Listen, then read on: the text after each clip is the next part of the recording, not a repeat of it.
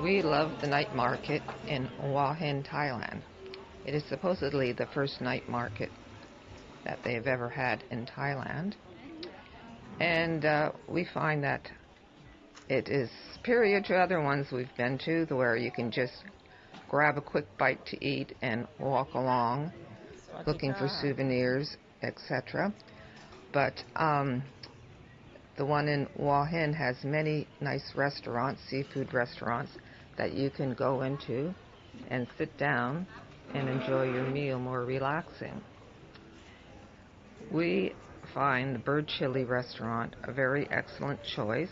They have clean restrooms and excellent, delicious food. You can choose from more expensive king crab and big prawns, but tonight we have chosen more simple dishes that are less expensive, and we found them very delicious.